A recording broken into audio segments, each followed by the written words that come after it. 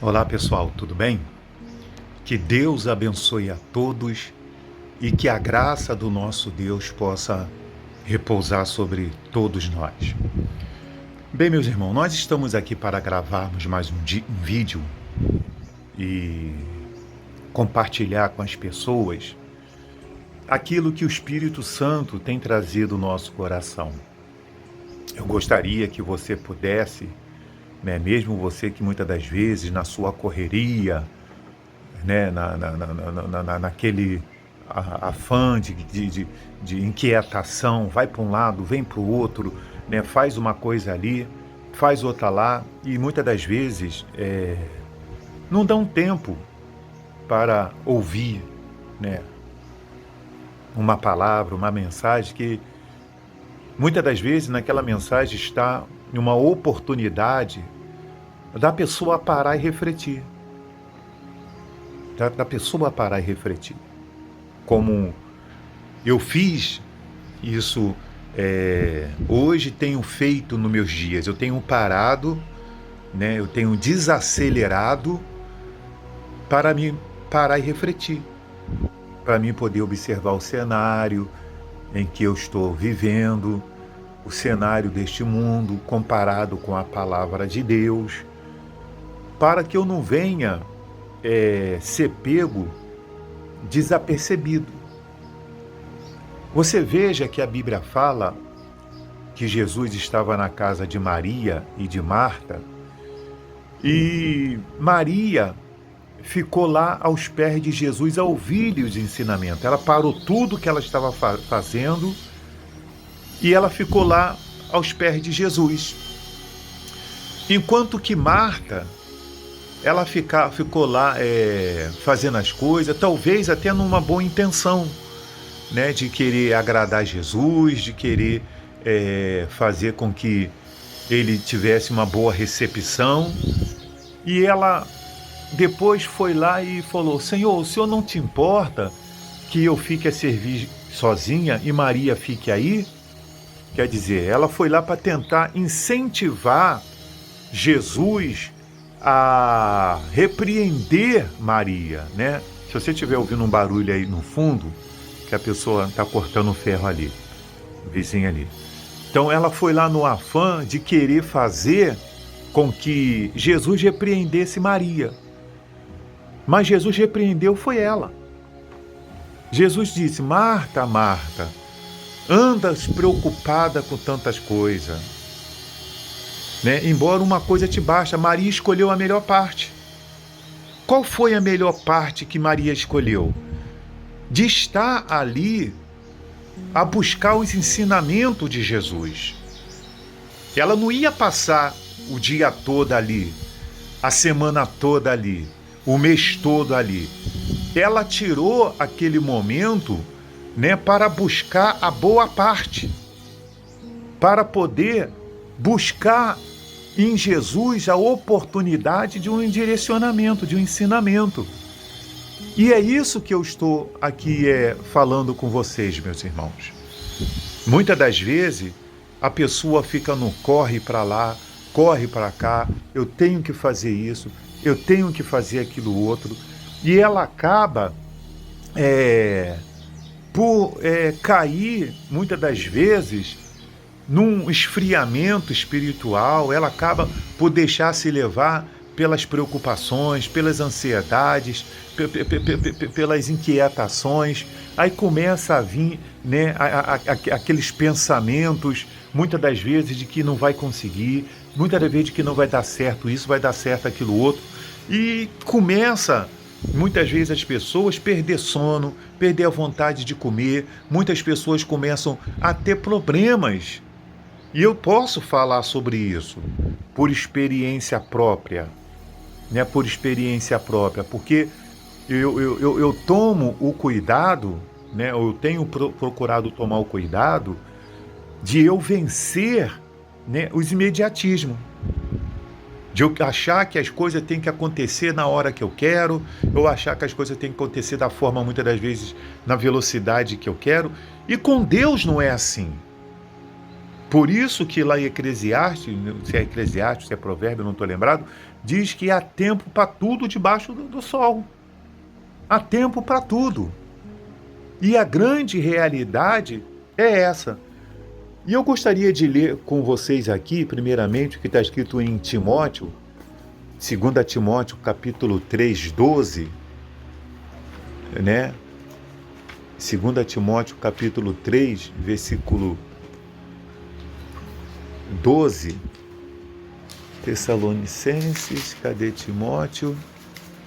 Timóteo, cadê você? Um minutinho só. Segundo 1 Timóteo. 2 Timóteo, está aqui. 3:12. No livro de 2 Timóteo, capítulo 3, versículo 12, diz assim: e também todos os que querem viver piedosamente em Cristo Jesus sofrerão perseguições. Todos que querem viver piedosamente em Cristo Jesus sofrerão perseguição. Meu irmão, todas as pessoas que se sujeitam a servir a Jesus de uma forma íntegra, correta, se colocam à disposição de fazer a vontade de Deus da forma justa, da forma como a Bíblia prescreve, como a Bíblia orienta, eles serão vítimas de perseguição, tanto no sentido espiritual como no sentido nesse mundo. Porque servir a Deus de forma piedosa é andar na contramão com esse mundo. É andar na contramão com a ideologia desse mundo. Com a ideologia daqueles que muitas das vezes está à nossa direita, à nossa esquerda, com a ideologia, muitas das vezes, da empresa onde trabalhamos. Muitas das vezes, servir a Jesus, como diz as Escrituras, né? Porque muitas pessoas têm servido a Jesus, como diz o pastor, como diz o bispo, como diz o missionário, mas não como diz a Bíblia. Tem muitas pessoas servindo a Jesus não conforme diz a Bíblia. Porque se as pessoas fossem servir ou for servir Jesus como diz a Bíblia, muitos vão aborrecer o seu próprio pastor, o seu próprio bispo, que elas não vão querer seguir lá o que ele está dizendo. Não porque são rebeldes, porque as práticas dele não são práticas fidedignas da Bíblia. Os ensinamentos deles não são ensinamentos fidedignos da Bíblia. Porque ensinamento que leva a pessoa a querer as coisas desse mundo, colocar mais credibilidade, mais força em conquistar as coisas desse mundo do que as coisas espirituais, isso não é uma pregação fidedigna. Levar as pessoas a barganhar com Deus para ter bens neste mundo, isso não é uma pregação fidedigna. A pregação fidedigna nos leva a acreditar que eu não tenho que andar ansioso, preocupado, inquietos com as coisas desse mundo. Elas vão acontecer na vida do servo de Deus naturalmente. Por exemplo, a pessoa tem a sua qualificação, sua profissão, ela vai trabalhar dentro da sua qualificação, da sua profissão, dando o melhor, sendo o melhor funcionário, sendo o melhor empreendedor, sendo o melhor PJ, depende do que ela vai determinar. Eu estou procurando no momento ser o melhor empreendedor com o meu empreendimento. Estou começando agora, do zero. Não é fácil você ter que pegar, sair, ter que correr atrás para prospecção de clientes, fazer uma carteira de clientes, fidelizar. Inicialmente falando, você tem que ter investimento, você ganha o mínimo. Não é fácil, mas isso aí, quantos que começaram e hoje estão estabilizados? Então, eu planejei, juntamente com meu filho, sentamos, planejamos, fizemos nosso plano de negócio não foi nada assim de qualquer maneira. Temos o nosso plano de negócio, como vamos fazer, como vamos atuar, geograficamente falando, qual investimento vamos fazer, qual linha de produtos vamos trabalhar, qual o nosso público-alvo, o nosso nixo. Nós estamos tudo planejado. Então a pessoa que determina, ela faz um planejamento dela, de como ela vai gerar sua fonte de renda, ela tem que entender, o servo de Deus tem que entender, que ele não precisa barganhar com Deus. As coisas vão acontecer naturalmente, como eu oro para Deus abençoar. Senhor, abençoa a minha carteira de cliente, a quem eu estou prospectando. Não é todos que vão querer usar o meu produto ou o meu serviço, mas eu posso ter uma carteira de pessoas que tenha um nível, né, de aceitação que seja saudável a minha fonte de renda. Então, as pessoas precisam entender que ela não precisa ficar barganhando com Deus. E servir a Jesus de forma piedosa, dando testemunho, tá? Não entrando na onda desse mundo, porque tem muito cristão aí entrando na onda do mundo para servir Jesus. O cristão descolado. É o cristão descolado. O que é o cristão descolado? É o cristão da moda. Se a moda é tatuagem, eu vou me tatuar. Se a moda é botar piercing, eu vou botar piercing, porque eu tenho que ser descolado. Se a moda é eu usar um vestido apertado, né? Se a moda é usar um vestido rasgado do lado, se a moda é eu usar uma calcinha apertadinha, é usar uma camisinha apertadinha, entendeu? Eles vão na moda do mundo. Se a moda que está fazendo é pintar a igreja toda de preto, né? Porque está na moda agora pintar as igrejas toda de preto e ir para o púlpito de calcinha apertadinha, não usa-se mais decoro para botar uma gravata, ir para o púlpito ali, um lugar santo. Um lugar santo. Você veja que os servos que serviam a Deus no santuário, Deus determinou até que eles tivessem vestimentas apropriadas. Os altares da igreja parecem até um altar de show. Um altar de show. Não existe mais decoro para subir os altar da igreja.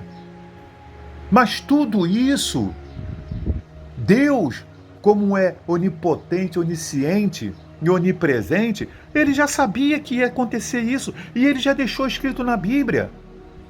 Quando nós pegamos a Bíblia, as cartas às igrejas do Apocalipse, ali está fazendo advertência às igrejas dos dias atuais. Ali está sendo direcionado às igrejas dos dias atuais. Porque dentro das igrejas dos dias atuais, existe aqueles que não são frios e nem quentes, mas são mornos, como diz lá a Bíblia. Dentro das igrejas atuais, existem aqueles que aceitam viver a doutrina dos nicolaítas, que significa o quê? Que aceitam as coisas desse mundo. Estão lá dentro da igreja, mas estão convivendo com as coisas desse mundo. Palavrão na boca. Aceitam se relacionar sexualmente com a namorada, a noiva, ter casos extraconjugais. Bebe um uísquezinho, bebe uma caipirinha. Querem viver a doutrina dos nicolaítas, quer dizer, a doutrina do mundo. Existem aqueles que aceitam, entendeu? Viver lá como a Jezabel. Ter a Jezabel no meio. Como as igrejas aí, ó. Que vivem envolvidas com política. Vive envolvido com política, vive envolvida com empresas. São muitos aí que têm empresas, são empresários.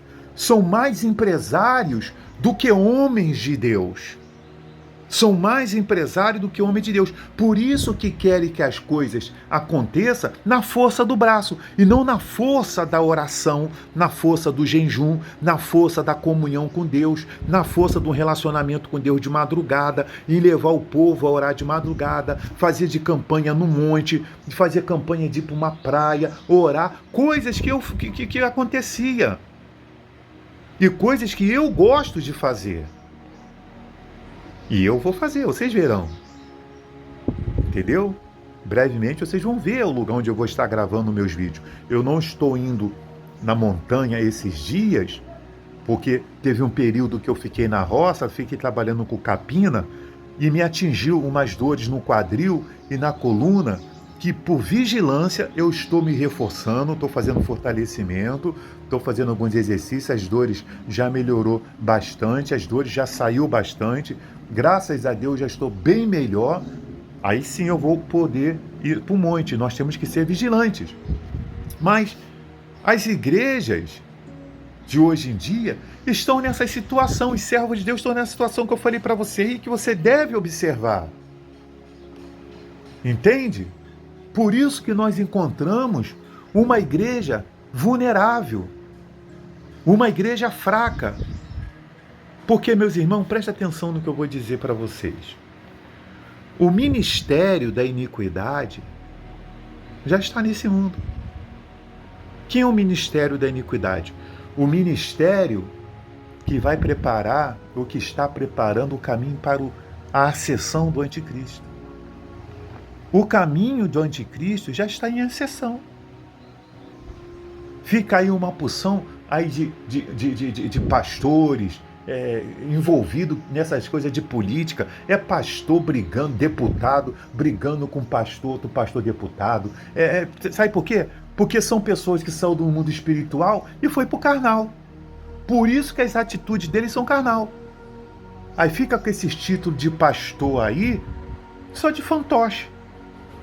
Entendeu? Porque o servo de Deus, a Bíblia diz que o pastor, o bispo, o diácono, ele é irrepreensível.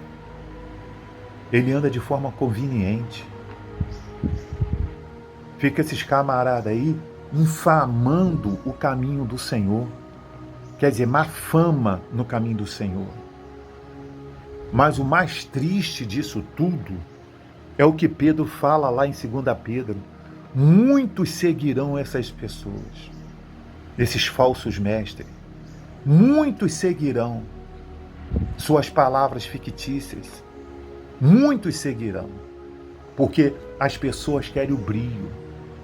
Sabe o que as pessoas querem? As pessoas querem a boa falácia, a aparência. Entendeu? O camarada cheirosinho, chegou lá cheirosinho, bonitinho, o cabelinho, né, na reguinha, entendeu? Com uma boa oratória. Botou uma igreja lá com toda bonitinha, né, toda preta pulando por dentro, jogo de luzes, instrumentação. Vai que vai, meus irmãos. Vai que vai. Por isso que a porta larga, muitos são os que entram por ela, e a estreita, poucos entram. O ministério da iniquidade já está atuando nesse mundo.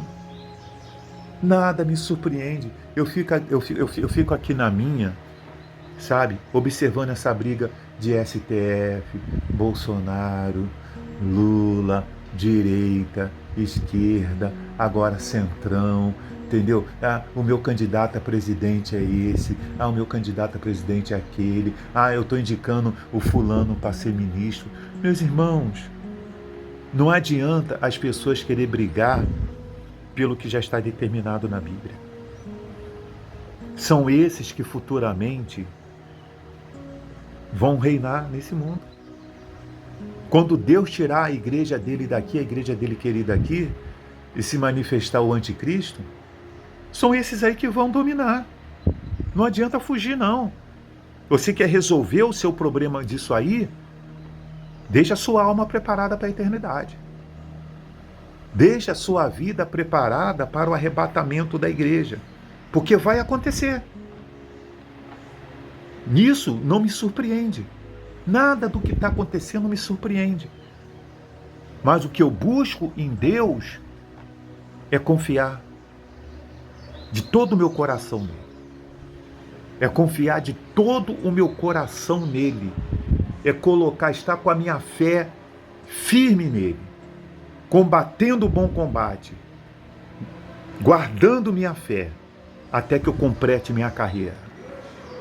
Tá certo? Meus irmãos e meus irmãos, minhas irmãs, sabe de uma coisa? O arrebatamento da igreja vai acontecer e este mundo vai ter um fim. Que Deus abençoe a todos e até o próximo vídeo.